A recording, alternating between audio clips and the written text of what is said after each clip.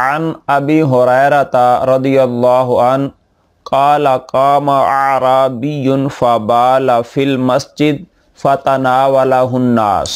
हज़रत अबू हुरैरा रदियल्लाहु अन्हु फरमाते हैं कि मस्जिद में एक एराबी ने पेशाब कर दिया। देहाती था, पेंडू था, उसने मस्जिद में पेशाब कर दिया। लोग उस पर झपटने लगे। चूँकि मस्जिद है, मुक़द्दस जगह है, तो वहाँ उस पेंडू ने, देहाती ने पेशाब कर दिया तो लोग उसकी तरफ दौड़े, झपटने लगे, उसको पेशाब करने से मना करें या इसके अलावा मतलब कोई तरीका वो इख्तियार करें कि वो पेशाब ना करे। तो हुआ क्या, फ़क़ाला लहुमुन नबी सल्लल्लाहु अलैहि वसल्लम दाऊह। तो अल्लाह के प्यारे महबूब नबी मुकर्रम नूर मुजस्सम शफ़ी मुअज़्ज़म सल्लल्लाहु अलैहि वसल्लम ने लोगों से फरमाया इसे छोड़ दो। अल्लाह के प्यारे महबूब नबी रहमत नबी मुकर्रम नूर मुजस्सम शफ़ी मुअज़्ज़म सल्लल्लाहु अलैहि वसल्लम ने फरमाया इसे छोड़ दो। वहरीक़ु अला बौलिही सजलम मिम्माइन औ ज़नूबम मिम्माइन। अल्लाह के प्यारे महबूब नबी रहमत नबी मुकर्रम नूर मुजस्सम शफ़ी मुअज़्ज़म सल्लल्लाहु अलैहि वसल्लम फरमाने लगे इसके पेशाब पर एक पानी का भरा हुआ डोल या भरे हुए से कम बहा दो। जो पेशाब इसने किया है उसके ऊपर एक पानी का भरा हुआ डोल या भरे हुए से कम पानी का डोल उसके ऊपर बहा दो।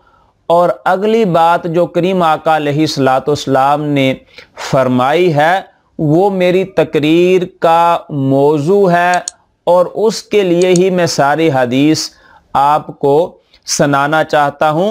अल्लाह के प्यारे महबूब अलैहिस्सलाम फरमाने लगे फ़इन्नमा बुइस्तुम मुयस्सिरीन व लम तुबअसु मुअस्सिरीन। क्योंकि तुम्हें आसानी मुहैया करने के लिए भेजा गया है। क्योंकि तुम्हें आसानी मुहैया करने के लिए भेजा गया है, सख्ती करने के लिए नहीं भेजा गया। समझे इस बात को कि जब एक देहाती, एक पेंडू मस्जिद में पेशाब कर रहा है, अब सारे उसके ऊपर झपटे हैं, उस पर झपटे हैं, तो अल्लाह के प्यारे महबूब अलैहिस्सलाम ने मना फरमाया। चूँकि वो पेशाब कर रहा था तो अब जब उसको उठाते तो पेशाब करते हुए उसको तकलीफ़ होती या उसको ज़रकोब करते मारते तो उसको तकलीफ़ होती। तो अल्लाह के प्यारे महबूब अलैहिस्सलाम ने फरमाया कि तुम्हें आसानी मुहैया करने के लिए इस दुनिया में भेजा गया है, तुम्हें सख्ती करने के लिए तो नहीं भेजा गया, लिहाजा इसे कुछ ना कहो, इसको छोड़ दो, पानी का डोल बहा दो या थोड़ा सा कम बहा दो तो ज़मीन पाक हो जाएगी। लेकिन जो इसको मारा जाएगा, जो ज़रकोब किया जाएगा या पेशाब करते हुए उठाया जाएगा, जो उसको तकलीफ़ होगी वो तो वापस नहीं आएगी। तो बरादरान इस्लाम, अरबाब फ़िक्र दानिश, असहाब मोहब्बत व मुअद्दद, ये हदीस आपको सुनाने का मतलब ये है कि हमें जो यहाँ भेजा गया है उसका कोई मकसद है। हम फजूल नहीं है, कोई चीज़ भी फजूल नहीं, उसका कोई ना कोई मकसद है।